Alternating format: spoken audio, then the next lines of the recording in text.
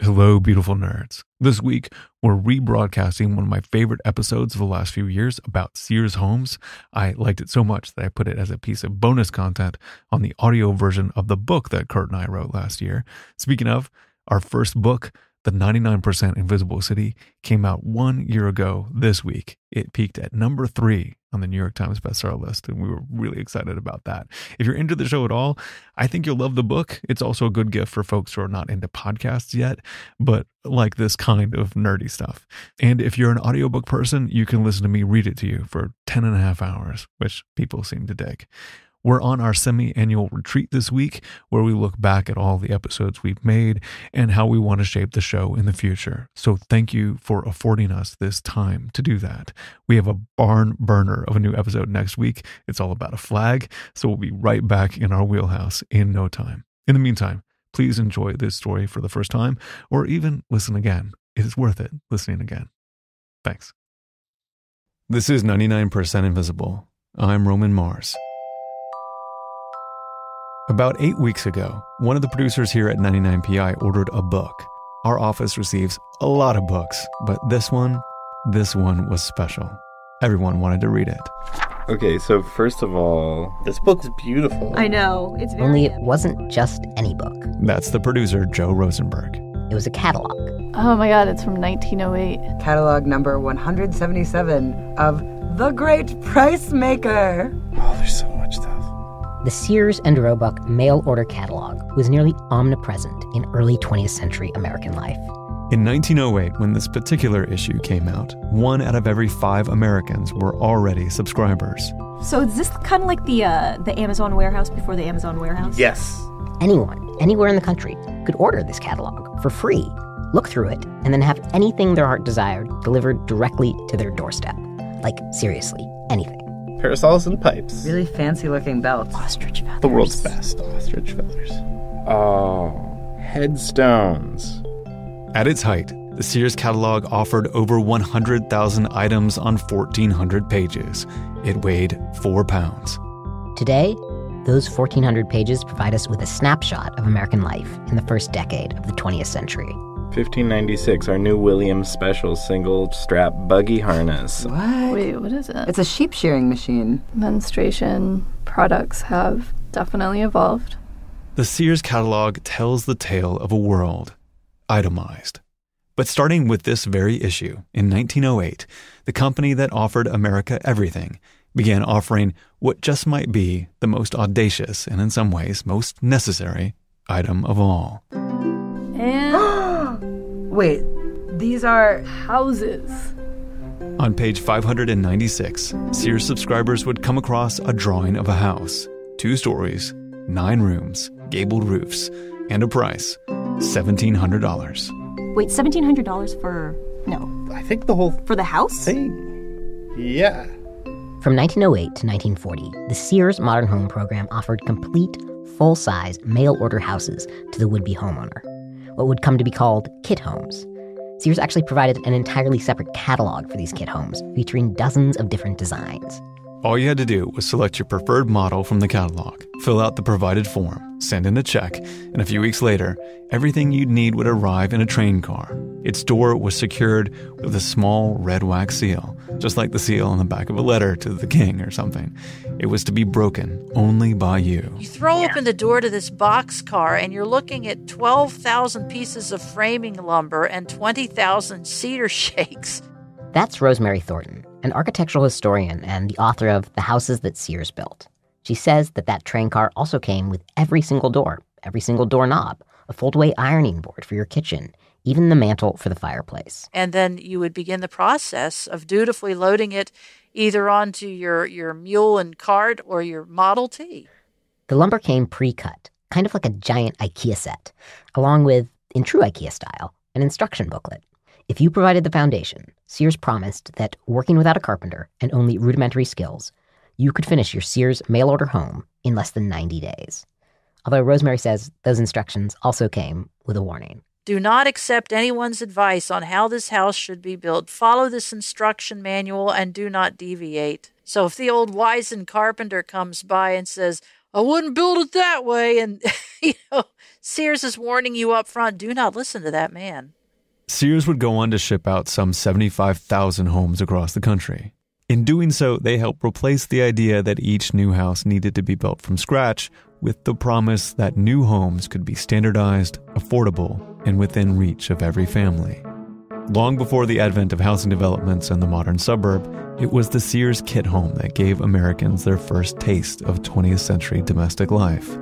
But it's also a chapter of housing history that was almost lost. Sears was not the first company to offer kit homes, nor even the first mail-order catalog. But it came to dominate mail order because its founder, Richard Sears, was that thing that so many people would claim to be over the course of the 20th century, but very few actually were. He was a marketing genius. He just did so many things. And one of my favorites is that Sears knew that most farm households would have both the Montgomery Ward and the Sears Roebuck catalog in the household. So he purposefully made his catalog just a little bit less wide and a little bit less tall than the Montgomery Ward catalog, knowing that when the farm housewife was tidying things up, she would naturally put the Sears Roebuck catalog on top of the Montgomery Ward catalog. I love that. By 1907, Sears and Roebuck was selling the then equivalent of $1.3 billion of merchandise to American families every year. And it's around this time that Richard Sears saw a way to sell even more. Most American families were still living in multi-generational housing. The reigning paradigm of the middle class was the Victorian home, with its many little rooms divvying up children, uncles, and grandparents. Sears looked at this idyllic scene of families living in harmony and saw a wasted opportunity. Why should newlyweds move into old homes with old things when they can move into new homes and fill them with new things? From Sears. And thus, the Sears Modern Home program was born. And it was a hit, particularly after the end of World War I, when the influx of returning veterans triggered a need for more housing. And there was literature that said, if you really love this country, if you really want to do right by America, buy a house, build a house. And that's when kit homes really took off. Sears cut the lumber for almost all of these homes, ready to order, in giant mills situated across the country. The largest, in Cairo, Illinois, at the confluence of the Mississippi and Ohio rivers, covered nearly 40 acres, and the sheer variety of homes it shipped out was staggering. That first Modern Homes catalog had over 40 models to choose from, but Sears would go on to offer 447 different designs. Every house in the catalog had a name befitting its architectural aspirations. So if you always dreamed of living in a California Mission-style home, but you couldn't actually move to California, you might consider purchasing Sears' Alhambra model. Other styles included the Craftsman-style Winona and the Dutch colonial Martha Washington. They range from everything from what I would call a hunter's cabin, literally a 2-room house for $200 or $300, to the Sears Magnolia, which was 2,900 square feet, 2 full bathrooms upstairs, a half bathroom downstairs, 2 full fireplaces, a den, even had servants' quarters and a servant's private bath. Sears even offered a 6-classroom schoolhouse, complete with an auditorium and library. But mostly, it was homes. Big, beautiful, empty homes, just waiting to be filled with things. In fact, if you look at some of the old floor plans, it'll feature the living room, the dining room, the bedrooms, but then it will say place for a graphophone, spot for a piano, place for 2 tufted chairs. And so he was kind of showing people how to stuff their houses with stuff from the Sears Roebuck catalog. And consumers obliged. There are tales of first-time homeowners who bought what you might call a turnkey operation from the catalog. The house, the furniture, and the many little things that rested on the furniture. A whole new life, all from Sears. In part because the company used its considerable marketing savvy to make it clear that building your house was going to be easy. With a pre-designed home, you didn't need an architect. And with the pre-cut lumber frame, you didn't need a carpenter either. You could treat it like any other consumer item. Sears even had this ad in the front of the catalog. It showed 2 Rodessa models, one of Sears' most popular houses, being built side by side. One was built from scratch, essentially, using ordinary building materials and uncut stick lumber. The other with pre-cut lumber. In the ad, the house with the stick lumber sits unfinished. People are collapsed in the front yard, exhausted. And then the house where it was built with the pre-cut lumber, they're sitting on the porch with a mint julep, having just the time of their life. And so although many people did hire a contractor to build their Sears home, many did not. And I have heard many stories about families receiving their kit home and calling on neighbors to help them come out and start the process of building the house. For many families, these were their first homes with things like central heating and insulation. In some neighborhoods, a Sears kit home might be the only house on the block with electricity. And in 1911, Sears began offering competitive mortgages to their customers, which also helped people in neighborhoods of color get around the practice of redlining. And redlining just meant that the bankers and the mortgage lenders would draw a line around neighborhoods where they would not loan money. So Sears didn't do any of that. And that enabled immigrants, men and women of color, and single women who would otherwise never have a chance of becoming a homeowner to have indoor plumbing for the first time. But then the company discovered that it had made a mistake, one that will probably sound all too familiar. From the beginning, Sears had made sure their mortgage policy was like everything else in their catalog, obtainable. The application form was only half a page long, and almost everyone who applied for a mortgage qualified, meaning that the average Sears homeowner was also in debt to Sears. In the Roaring 20s, when interest rates were low and liquidity high, it wasn't a problem. But when the Great Depression hit, things got ugly fast. The company ended up foreclosing on tens of thousands of its very own customers. I mean, it was an emotional devastation. We all know the Great Depression was horrible for so many reasons, but losing a home that you had built with your own two hands just seems like such a twist of the knife. For Sears, it was a PR disaster. Rosemary remembers talking to someone in 2003 who described how Sears had foreclosed on their grandparents' home in 1931, the very same home Sears had sold them a decade earlier. And he said, for 2 generations, our family never patronized Sears ever again. I mean, those are strong feelings to go from 1931 to 2003. After years of declining sales, Sears would finally close its modern homes department in 1940. A few other kit home manufacturers, ones that hadn't sold mortgages, they survived. But the Sears kit home boom was over. Then came World War II, and with it, the next modern housing boom, featuring the rise of the suburbs and the prefab home, the homes so many of us live in today. Meanwhile, most of the Sears homes, the Alhambras, the Argyles, the Magnolias, they ended up being sold to new owners who didn't know what they'd bought or didn't care to know. Despite the high quality of the materials, over the decades, as the company became associated with convenience over and above quality, no one wanted to admit that they lived in a home that came from the Sears catalog. It was embarrassing. So a lot of them ended up being renovated beyond recognition. Many were torn down. Others were simply abandoned. And as for where to find the ones that remain? Unfortunately, after World War II, during a corporate house cleaning, the sales records were destroyed. So the records are missing. Records are gone, We Chief. don't know. They're not just missing, they're gone. They're gone. They're in somebody's burn pile. All that stuff was disposed of. So the only way to find these houses today is literally one by one. A few weeks after I interviewed Rosemary, I went to see some of the last remaining Sears homes outside of Cairo, Illinois, the town where Sears' largest mill had once stood. When I got there, the only sign that there had ever been anything there was the name of an overgrown back road, Sears, leading to 2 tiny houses, 2 Sears Rodessa models, sitting next to each other. They were the twin Rodessa models from that original advertisement, with the 2 homes being built, one fast, one slow, side by side. Now they were in so-so shape, but somehow they'd outlived the mill that built them here on Sears Roebuck Road. I stopped to take a look, and 30 seconds later, a man waved me inside. No.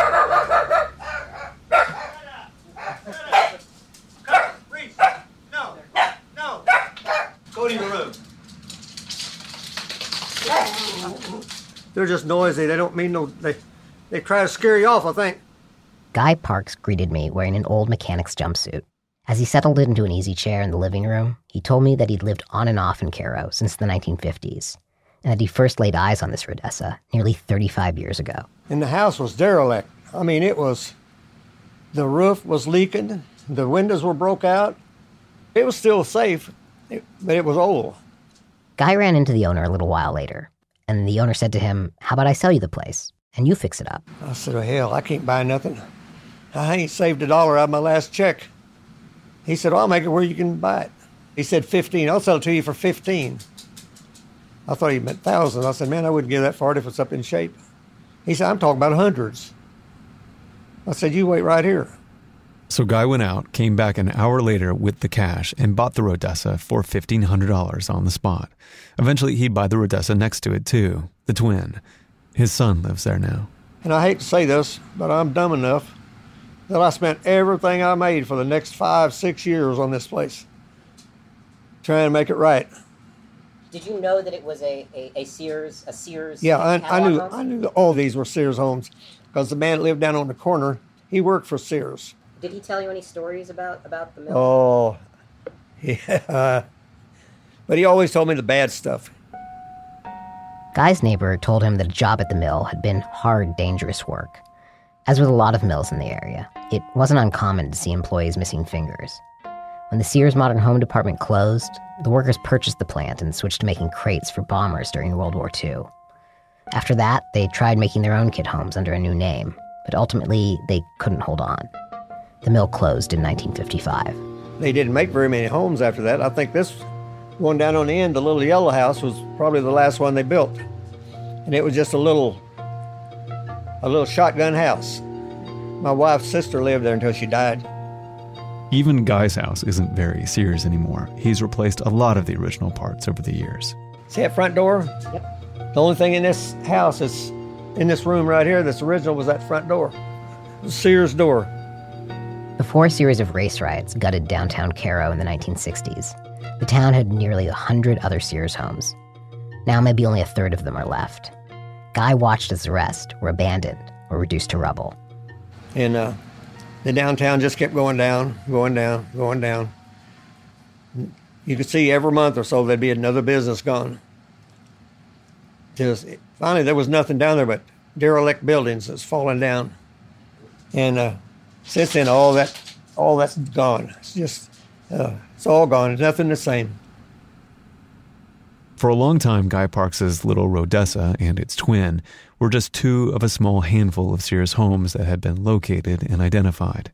When Guy bought his house, of the 75,000 kit homes that Sears built and shipped, maybe 5% had been properly documented. Most sat undiscovered. If you lived in a Sears house, chances are you didn't even know it. But a little over 20 years ago, one woman took a big step towards changing that.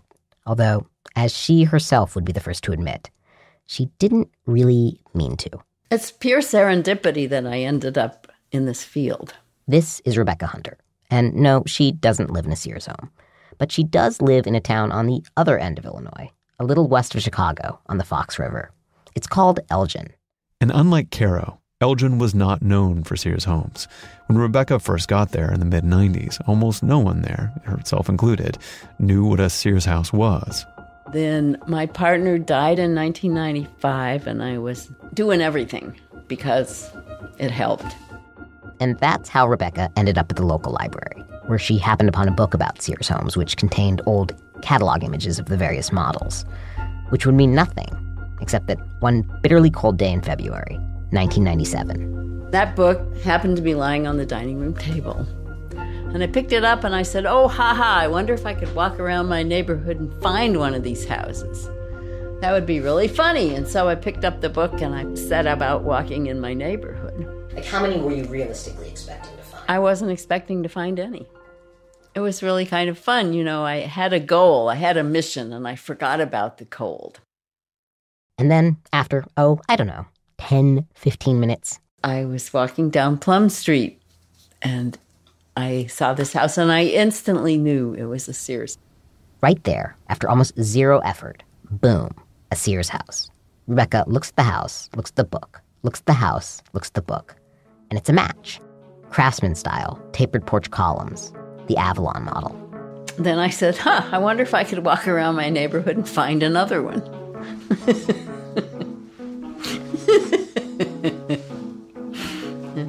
And so I did. On walk after walk, Rebecca kept finding Sears models. The Mitchell, the Crescent, the Valonia, Then there was the Betsy Ross, the Osborne, and the Alhambra. In fact, there's one street that has a Sunlight model on one side of the street, and the opposite is the Starlight. So you have a Sunlight and a Starlight right across the street from each other. But Rebecca wanted to confirm that these were Sears homes, so she sent a mailer out, asking each resident to go and inspect the basement. When they did, most discovered beams bearing a special stamp with a part number from Sears. Others found shipping labels from Sears on the back of attic baseboards. Still others managed to find their home's original Sears blueprints. And Rebecca's not even done. There are still more houses waiting to be investigated. What did the total number of houses in Elgin end up being? At the moment, I think we are at 237 Sears houses and about 100 from other companies. What's more, most of the homes Rebecca found looked like they were straight out of the catalog. They had barely been altered since the 1920s. That's why she was able to find so many, because the homes could still be recognized. And there was a specific reason why.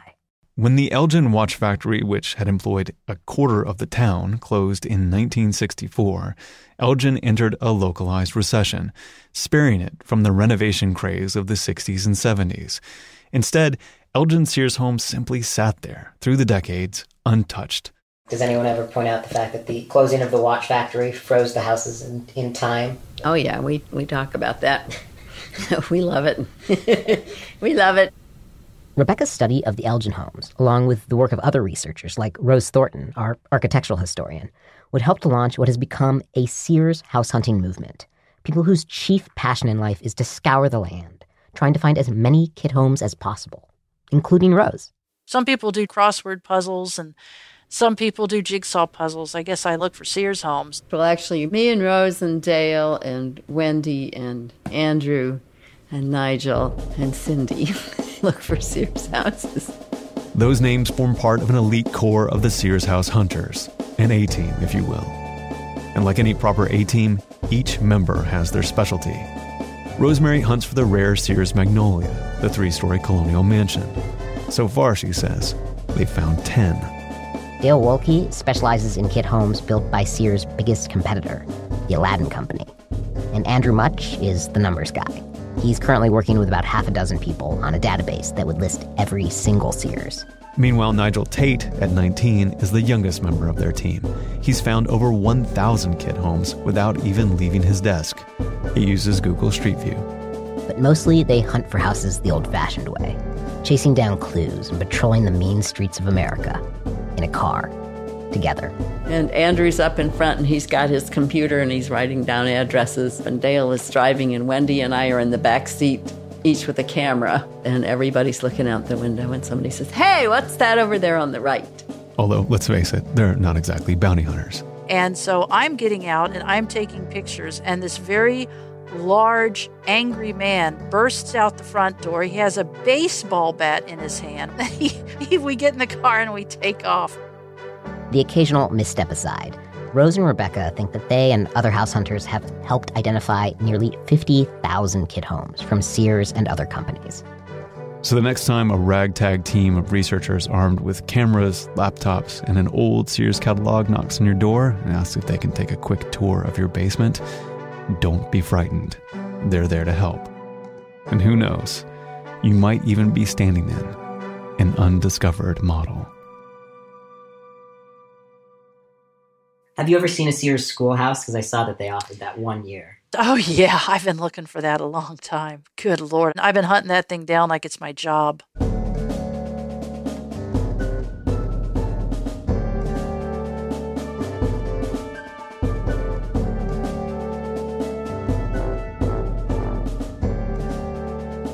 Sears homes aren't the only Sears architecture dotting the landscape. Kurt and I talk about the adaptive reuse of massive Sears buildings all across the U.S. after this.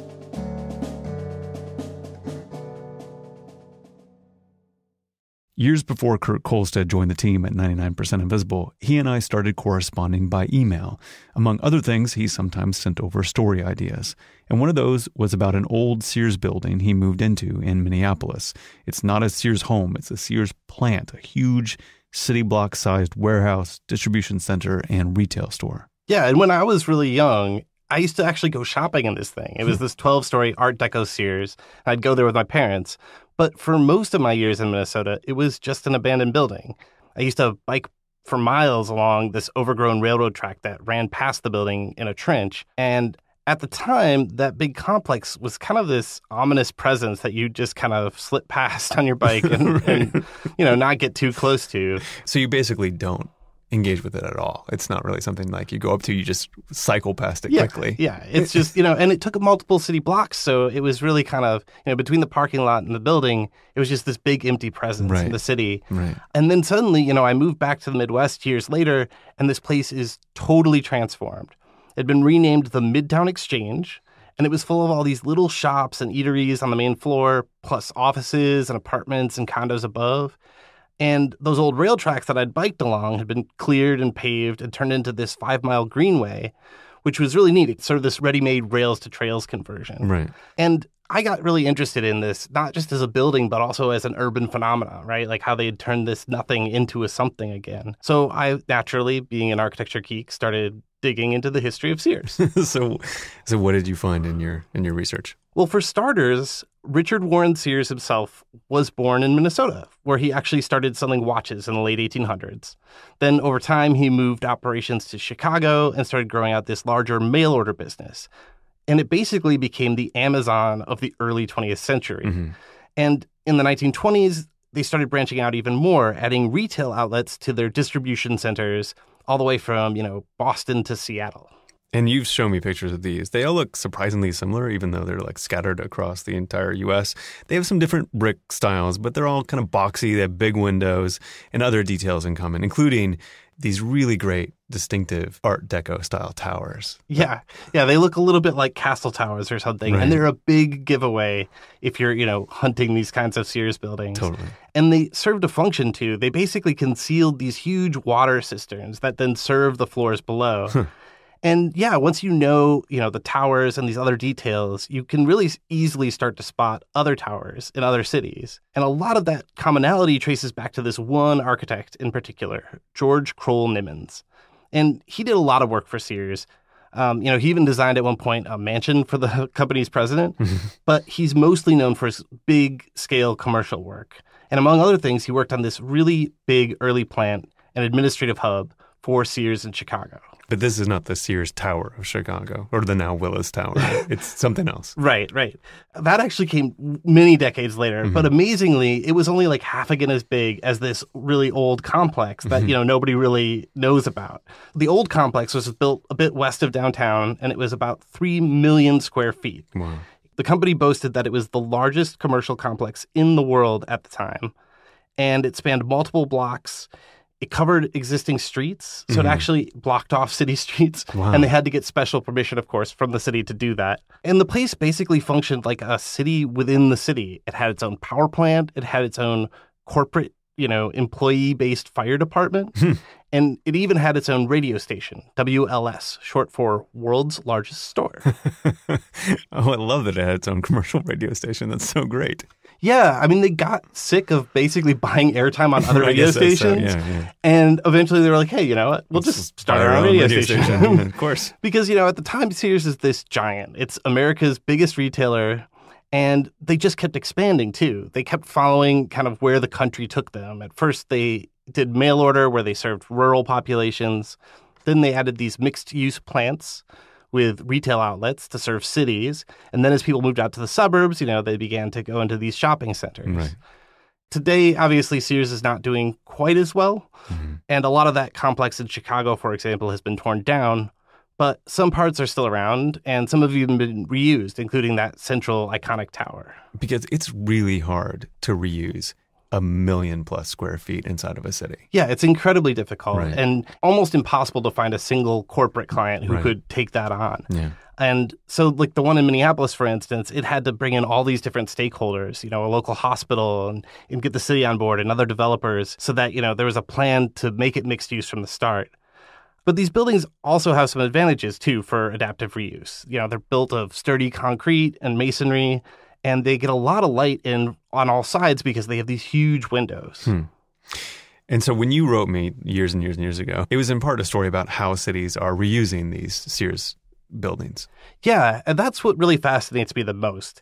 It's not just, that they're being reused, but it's the stories that they tell about the different cities they're being reused in. Mm-hmm. So in some ways, it's like this big urban experiment. If you put these different boxes that all look kind of the same and are all, sort of similar in size, and you spread them out across the country and you abandon them, what happens? Right.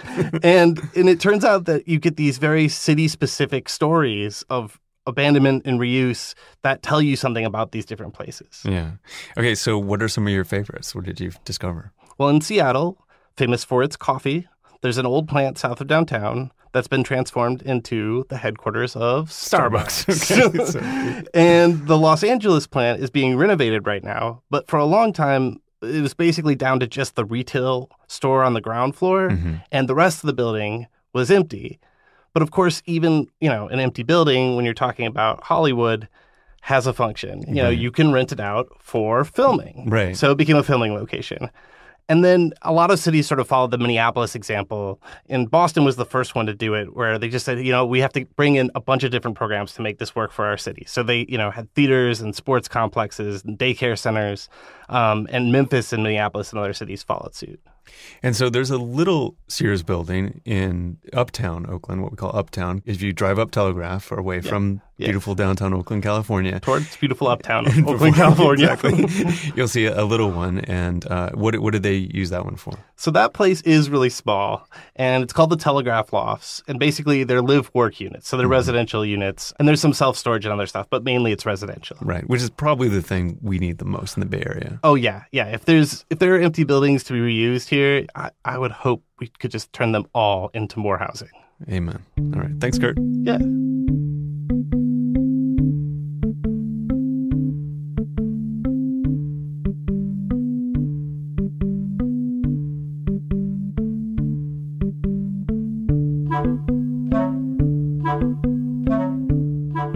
"99% Invisible" was produced this week by Joe Rosenberg and Kurt Kolstad, mixed in 2018 by Sharif Yusuf. Music by our director of sound, Swan Real.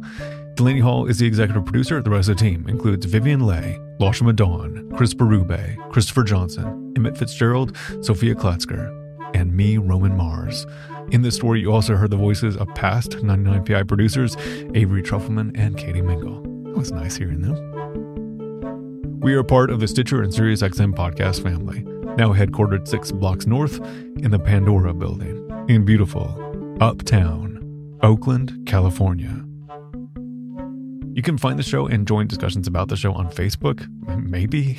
You can tweet at me at Roman Mars and the show at 99pi.org. We're on Instagram and Reddit too. You can find links to other Stitcher shows I love, as well as every past episode of this here program, 99pi, at 99pi.org.